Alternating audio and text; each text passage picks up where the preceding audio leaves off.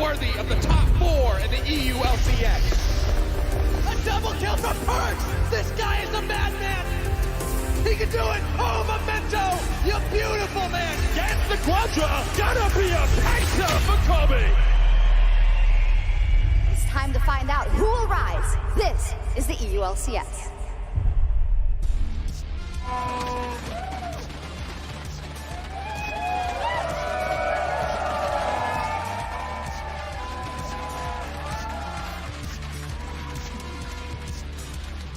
Welcome to week 8 of the EU LCS summer split with only 4 games left for each team. We've got a massive change for tonight. Rekkles is back on Fnatic's lineup, and that is, of course, our top story for Ready Check. I'm Eva Sjokz supporter, kicking off the day with Sjokz, Ender, Frierson, and Martin Deficio. Lunga, usually I would ask you how your day has been. Now I don't care. Rekkles is back, baby. Don't listen to that sign, Fnatic. Don't do it. Do not first pick Janna. I'm pretty sure I saw that sign in week 1 where it said first pick the Janna, and it's back. If he does that, however, I mean, I would actually feel cheated almost. He has to play an AD carry, surely. He has to. Yeah, they cannot troll us to the level that Rekkles comes back and then plays a mage or a support. There is other news, though, for the Unicorns of Love. Sjokz is back on the lineup. Sjokz is coming in for Mickey X on Misfits. And for H2K, Larson and Sheriff are out. And Selfie and Sjokz are in. So a lot of moving around in these last couple of weeks, showing to me or signaling to me that a lot of teams are looking to make changes to get those wins on the board. What is the most shocking change to you guys? I mean, I'm shocked by Jez's coming in for Mickey X in the bottom lane, because Hansam and Mickey X is supposed to be our best duo in the EU LCS, but clearly Misfits have been struggling recently, and they're trying to shake things up. Yeah, that's definitely the big one for me as well. It seems like they're trading playmaking from Mickey for stability, shot calling from Jez's. I mean, he was the assistant coach of the team. He was on Fnatic last year, obviously went to Worlds. He has a lot of experience. So I want to see if they actually look better in the late game with him. Because early game, it should not be an upgrade over what Mickey brings together with Hansam. And again, that's so interesting knowing that, you know, Mickey X knows he's been performing pretty well for most of the split, and then he gets subbed out. So, yeah, there's a lot going on there. I'm sure Moose and Justice know what they're doing, so we'll see. Sure. I mean, it's always an awkward situation when the assistant coach ends up replacing the current player. So there's definitely a lot of moving parts to it. I think for Mickey, as long as he doesn't take it too bad, like this, from what I remember, is the first time he ever got benched. As long as he doesn't take that as, okay, I'm underperforming and everything is terrible, but he goes like, okay, the team's doing something different, it's okay, I'll be back soon, then it should be fine. We'll see how Misfits turn out to play with Jesses in the bottom lane, but in other hot news, the teams will be playing on patch 8.15 this week, so Ender, why don't you break down the changes for us? Yeah, so last week we got the newest patch in League of Legends 8.15, and of course, that brought in the rework of Akali. She's going to be enabled today and through the remainder of playoffs, which means we're going to be seeing some insane playmaking out of our mid laners here in the EU LCS. She saw some pretty big buffs and changes to her Shroud as well as her mobility, and is all around a super exciting champion that we're certainly going to be seeing play on because of her insanely high skill cap and potential to try and carry games. But another mid laner that hasn't been around professional play for a while might be back after some changes. That's Fizz, and after some pretty massive buffs to both his scaling on his W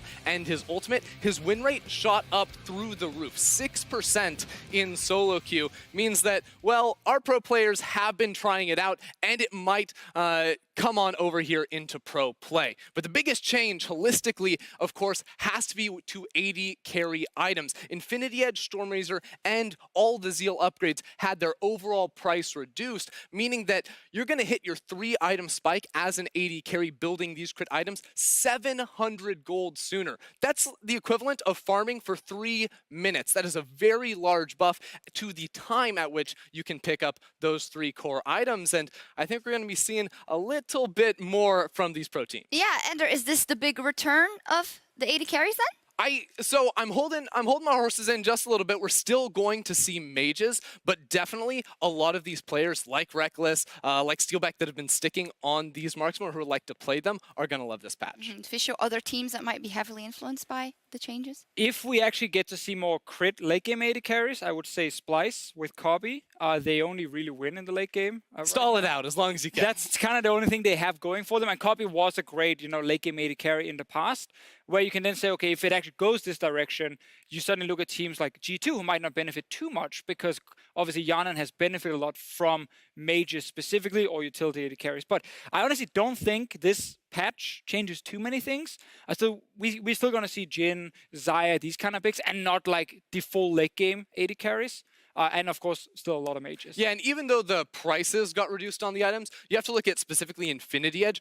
Gold went down a lot, but so did the efficiency of the item. It lost 10 AD just flat off the build, and then also some of that true damage conversion whenever you do get a crit. So the items are overall weaker for these carries late game. Also ban Akali every single solo queue game.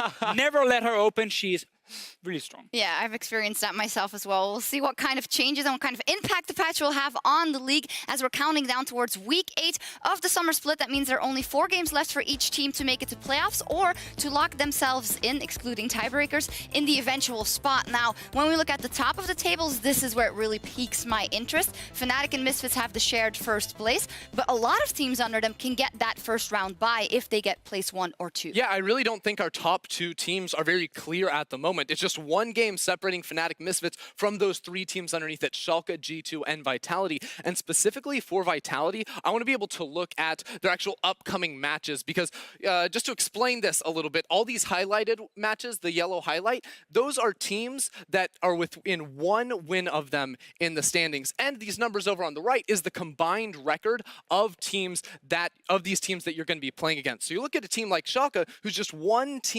game under first place. They play Vitality today. That's their hardest match left remaining in the split. And if they can win that, it's looking really good to try and get into play. It's very interesting looking at all those teams and the battle for 1 and 2. For me, also G2 Esports, who have a respectively hard route in the next couple of weeks in comparison rather to the other teams. Yeah, I think with G2, they're looking at 2 easy games and then 2 really hard games. And especially looking at the Misfits one tomorrow, match of the week, like if you lose that all of a sudden, you might actually drop even further down the standings. Because that's the interesting thing here. It's no longer a top 2 as you highlighted. It's a top 5 right now. And if you drop one game, you might suddenly be out of the race for number 1. Yeah, you also definitely have to feel good as a Fnatic fan here, too. You look at their combined record of teams they're playing against. It should be a lower level of competition for them to go against, and they're already tied for first, so should look good. Best schedule. On top of that, under that battle for the bye, we also have the playoffs not completely locked in. Giants is one of the teams we're looking at as making that possible miracle run after going 2-0 last week, and that's why I want to put the attention on the individuals that we're expecting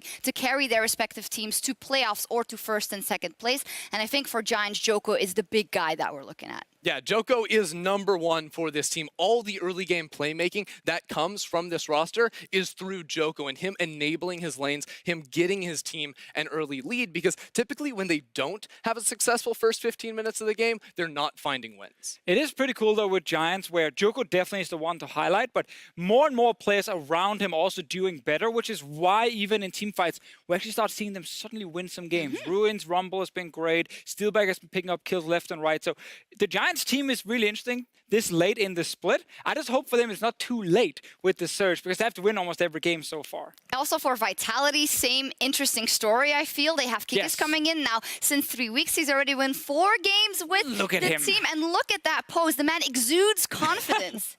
I mean, in his first 2 weeks, he's been the best early game jungler, I feel like, here in the EU LCS. He's been all over his opposition, invading, taking away camps. And then you look at his game last week, he's on Trundle level 2, ganking every single lane. He is the man that is going to take Vitality to the playoffs. He's also the jungler. Maybe. It's tough. It's tough. They have to play against Schalke later today. Sure. Okay. I mean, it is likely. They have a tough schedule. There's a lot of the top matches they have to play, but obviously it's all in their hands. If they just keep performing like they're doing now, they can actually go towards even number 1. The thing about Kikis, though, real quick, is this team plays around him, which is so rare in Europe. It's so often the jungler is forced to just play around his laners.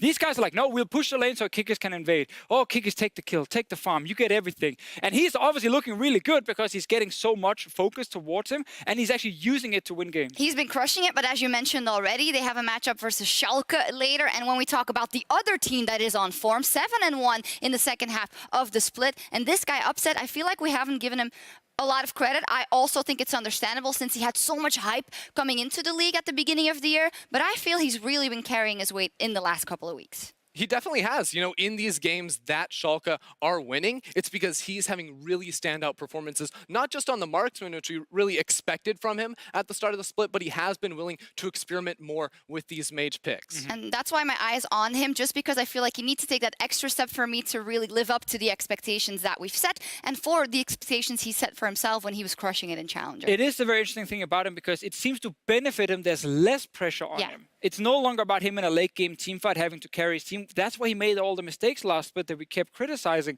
The fact that he has less, focus around him actually makes him play better. And I like what he's doing now. I like the fact that he's actually been underrated on mages, as Ender highlighted, because he can do everything just like Attila. So you never know what's going to happen in that bot lane between Schalke and Vitality. Very good matchup that is. We've also got a crucial matchup coming up tomorrow between G2 Esports and Misfits Gaming as the top two teams they face off in our match of the week. Misfits find the engage and they'll find the Baron too. Sorry, my bad. I don't know. I just made the wrong calls. This is the moment that hurts to prove he belongs amongst the best EU mid lane. Oh my god! G2 Park steals the Baron! Not top two teams, actually. It's third now. No, they have a shared third place with Schalke now, G2 Esports. G2, yes. They have, sadly for them, dropped down a little notch. But, I mean, you're still in the running here. And 1 week of scrims can be all you need to suddenly bounce back and become the best team. Yeah, and even if they are below, they want to be in that top two. Misfits doesn't want to lose that spot, and especially with the record of Misfits in the last couple of weeks, Ender, and with their substitution, they will want to win that match convincingly. Yeah, this is very much a battle for the bye at the top of the standings right now. Only one match separating these two teams, and with the changes they're bringing in, Misfits are definitely trying to shake things Super hype. That is tomorrow. On top of that, you can also watch the POV stream during Game 4, Misfits versus G2, and it'll be on Perks this time on twitch.tv/Riot Games too. Let's hope the curse of of that unlucky POV for G2, I guess. That's rough. They're loose with these POV streams. Well, we'll see what happens. But speaking of the top teams, we do have some very important news. It took 6 weeks, but our back-to-back MVP and Fnatic's AD carry, Rekkles, is making his return to the EU LCS. And we just wanted to underline how important both this news is, because how important Rekkles is for the team of Fnatic. He has won 3 EU LCS titles with Fnatic. He's played at 3 World Championships, and he's also led Fnatic to their first EU LCS title since 2015 against G2 in Copenhagen. Now, he received his 2nd MVP in a row in the spring sprint. It was obviously all good things for Fnatic, for Rekkles, and for Caps. Them together really made up the identity of that winning Fnatic in spring and made them hoist a cup in Copenhagen. And that is why what happened afterwards was so disappointing, I think, for a lot of fans of the team and also for Rekkles himself, because at MSI, Rekkles disappointed. He couldn't leave his mark on that tournament, and he couldn't beat the best of the best, in this case Uzi, a guy he looks up to in that semifinal versus RNG. And after that, he really never picked up the meta change. Meta benched himself after playing Janna and Karma in the bottom lane, and we didn't know what was going to happen to Fnatic, but here's the kicker. They were great. Bwipo played the mages to a T. They put all their resources into Caps, and that is where the question marks around the superstar AD carry Rekkles kept coming. Was he ever going to come back? Well, he is back. He is going to play for Fnatic today. And I want to know from you guys at home, if you think that Rekkles should be in or out. So you can type in chat in or out. And this is also what I want to ask my analysts, because it's not just about how good is Rekkles going to play. It's about so many more things when you look at this late season substitution. Yeah, I mean, Fnatic are definitely looking at the long term here. What do they need to shore up their weaknesses right now? Well, bottom lane plays really aggressively and doesn't know how to slow it down. Rekkles will bring a little bit of temperament to that and also unlock these marksmen for this team to play. Also, I want to look at just the dynamics around Bwipo top lane now. Like, is he going to be on a carry? Because they have Rekkles, and he can maybe play something like an Ashe in the bottom lane if they want to bring some CC. Or is it going to be just a tank top lane no matter who's playing, and Rekkles on the big carries where it's all about going to the bottom lane? Because that's a change then for Fnatic. They really love tank top laners and focus on mid, specifically for Caps, who's now the superstar. I feel like Rekkles kind of enters from the side and being like, wait a minute, I was a superstar. Now you are. I need to take that one back. I mean, they much shared that superstar position together, but as you say, now that it's been Caps and Reckless has been out, the team has put every single resource into Caps Ender, so that might bring a little bit of change in the strategy for Fnatic as well. I mean, that's what I'm sort of interested to see here is how does the game actually play out? Because when you bring in Marksman, you assume that's what Reckless is going to be playing. You think slower early games. You want to scale out, play for the team fights, very much spring split Fnatic, where Fnatic this split have been all about the early game with Brox and Hylissang's playmaking. I definitely think that with Reckless in the roster, things are going to slow down for them, and they're not going to be quite as proactive. I wonder if Hylissang gets better or worse with this change. With Whippo, they had the advantage of picking a wave clear bot laner, so you could have a roaming support and it was really effective. With Reckless, if they're playing like a lane where, I don't know, random example, like a Zyra Khan, something that everyone plays. If they grab that, you're not really looking at the roaming sudden from Hylissang, you're actually looking for them to win the lane. And if that happens, again, I just want to see what happens to the rest of it. So many questions. Also the dynamic of the team, because now Whippo and Soaz are sharing that top lane position again, which may have led to a couple of issues in the team as well. Who knows? A lot up on the cards. You guys are convinced, though, that Reckless should be in at this point in the split, which isn't too surprising at all. And I think we'll be following that up before Fnatic Giants as well and seeing exactly how it turns out, how that superstar AD carry makes his return. I think the fans are very happy, so we'll see what happens. So moving on, we talked about the new patch already, so I'm going to challenge you guys to whose build is it anyway? You'll get a build from professional play and some champions, and the job is simple. Simply combine the build with the right champion. Sounds simple enough. First up, here is build number 1. Let's take a quick look-see. We have a Shurelias, we have the Sorcerers, okay, Dark Seal. What do we think? You have to choose between Elise, Nidalee, Taliyah, and a Mumu. Ooh, this is a good one. Bonus points if you know who played it. The AP and Mumu we had never got this far into the game to actually build all the items. He didn't build Shurelias. He didn't get there, so it's not the Amumu one. Yeah, also Nidalee definitely would not build Shurelias. That'd be weird at least. Yeah, I think actually Elise and Taliyah is pretty close, but I would go Elise because of the Shurelias. I think she's much more about closing the gap to land a cocoon, whereas Taliyah, you want as much AP as possible so you can just carry the game. I'm also going Elise. Elise? Right. I don't actually know the answer. We'll see in a second. I'm gonna guess it's C9 in NALCS because I remember Blabber played it. You couldn't be more wrong. It's actually Taliyah in the LPL. Could have been Elise anyway. I'm with you, Ender. Yeah. I'm sure we saw an Elise somewhere building this. Yeah. But you did have the champion right, so I think you win this one. Deficio thought it was Elise. Let's take a look. Wait, he says Elise too. I predicted Taliyah. He did Taliyah. No, he did not. Roll the tape, man. He definitely said Elise. And he said Blabber. It's a conspiracy, but here are the next champions. Nasus, Darius, Aatrox, and Poppy. There we go. It's a build. We have a Mighty Trinity Force. We have a Quicksilver, definitely be a Mercury Nasus Threads. build. Yes. Definitely a Nasus build. Could also be a Darius build. Although I'm not sold by the locket. The locket for me, when you pop Nasus ult and everything, I can see it makes sense. Also, again, you really obviously additional value. You go Trinity Force, you get your lifesteal from, also you get extra HP from the Spirit Visage. I'm saying Nasus on this one personally. I think I have to go Nasus too. There is a world where it's Poppy.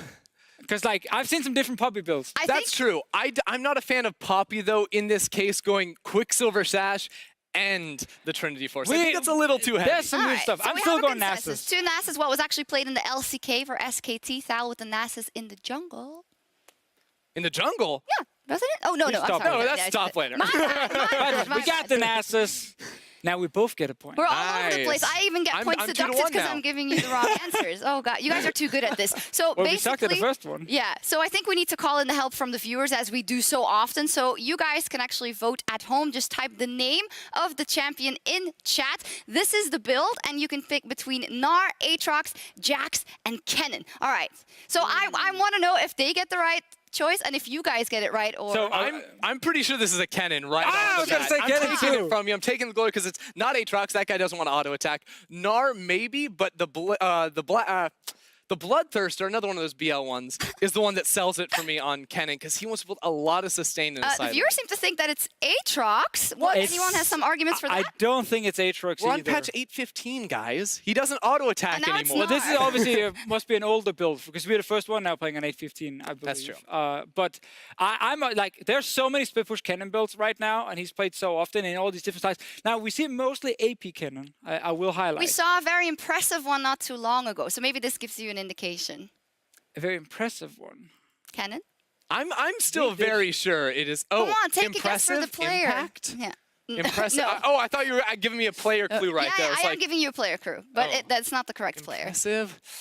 No, Because this doesn't could ring a also be bell. an hour build, except for All the right, PTI. so agree, it's the kind of viewers weird. actually say it's Kennen, and I'm going to Yes. say stop. We're gonna say Yes, Kennen they are too. correct. Nice. It was Kennen, it was Cuvée, in fact. Oh, Yeah, I I remember It was that. not too long Cuvée is ago. like the OG Kennen player. Exactly. I believe it was just last week the or the OG, week what about before. Smeps Kennen? Season 6 Kennen player. He brought it back. Okay, I was about to say. I think you guys did pretty well, but I think they were pretty straightforward. We're just used to so much craziness that it isn't too difficult for us anymore. I would say the first time we did this, when we had all the different like mid laners with Smite and top laners with Smite, like it was all over the place. Yeah. Almost impossible to 100% lock down. The only one obviously we got wrong was still the first one. with, Yeah. Well, you got it wrong. Shirelles. I think maybe You we'll need to definitely shift said it Elise. we'll need to shift it to maybe what we build in our games. Pick because that random might be solo harder. queue games. Indeed. We'll see. Well, we'll be on the lookout for more awesome builds tonight as we kick off week 8 of the summer split. Let's take a look at the schedule. As said, both important for that lock-in for playoffs as well for the top 2. And I have my eyes on that Sjokz versus Vitality game, 5th game of Oh, the day. yes. So important. Schalke Vitality is definitely one of my favorite games of the week for many, many reasons. One, apparently I'm the only one holding down the Schalke fort here, and everyone else is suddenly trying to go Vitality. But we're definitely going to discuss that one later. Still also the first game of the day. Splice versus Rocket. Splice lost to H2K last week. Rocket went 0-2. And because they're so close in the standings and they're still fighting for number 6, like, if you lose here, it might be what ends the whole thing. This is why I voted for Rocket. I believe that they can come back. I think they will take this in stride, the fact that they went 0-2. And if they had a 1-1 curse, now they can just go 0-2, 2-0, 0-2, 2-0. And also, I think if Rocket wins, it means that there's a lot more possibilities Definitely. for miracle runs. So I'm voting for our viewer pleasure, but not anyone, and everyone agrees. You guys are convinced that it's going to be Definitely not Splice. convinced. Also, the superior analyst at this point in time Who's that? is Verius. Ah, He that has guy. 51 points, and you have 50, so... Yeah, that's 1 point difference. And he was lucky last week. But he Congratulations. agrees with Thanks, everything I'm Captain saying, Obvious. so. You know, I was going to pick Giants last week, and then I didn't. So I would have been even with him if I did. But Coulda, coulda, shoulda, man. me and the viewers, man, we got Schalke.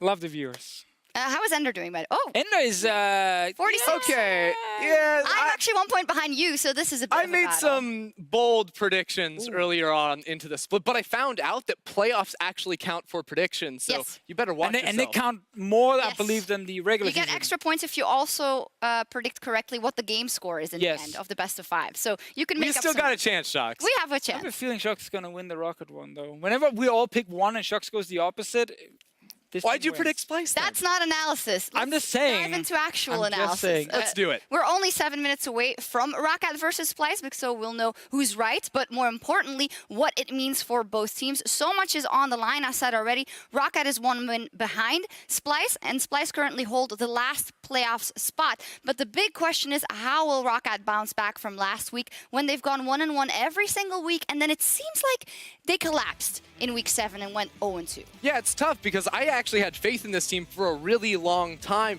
and they kept going 1-1, 1-1, 1-1. Now, they probably need a 2-0 week because they need to displace Splice as that 6th seed to try and eke their way into playoffs. Also for tiebreaker reasons. If they lose, they're down 2-0 Yeah. to Splice, and then it gets really, really difficult. But I think from last week, like, Soundtrack is very happy for what it we're is very actually happy from what we're showing. seeing. This is obviously, we have to remember with Rocket, like, both games were super winnable. Yeah. Like, they got to late game, and some of them even got the advantage. You know, the Schalke game was a big one for them. They bounced back. First successful late game we get from these guys. And then at the Elder Drake, everything falls flat on the ground, and they lose. That's obviously why they look so destroyed. I hope they spend the week trying to analyze, okay, what could we have done different late game? And they can go in and show us something different now. Or just go back to what worked. Full early game aggression. And momentum-wise, they just can't arrive at the studio today feeling this and remembering those losses because they can do better and they need to do better today because if they lose, it is almost impossible for them to make playoffs. And I guarantee you, after they lost the games last week, they felt horrible, but then they watched Splice lose to H2K and they realized there's still hope. It does not matter that there's 5 teams sitting with 9 and 10 wins because all you need if you're Rocket is the playoff spot. So you're looking at the 7-7, 1 win ahead of you, losing to H2K, also, trending downwards based on that game. If you're Rocket, you're definitely not going in here believing you can't beat Splice. They need to bounce back, and I think they believe that they can beat Splice, but we also caught up with Rocket's coach Freddy122 earlier, so let's take a look. Thank you very much, Sjokz, and thank you, Freddy, for joining me. Now, you guys are looking to bounce back from last week. You're aiming for the last playoff spot, so what is Rocket's mindset coming into week 8?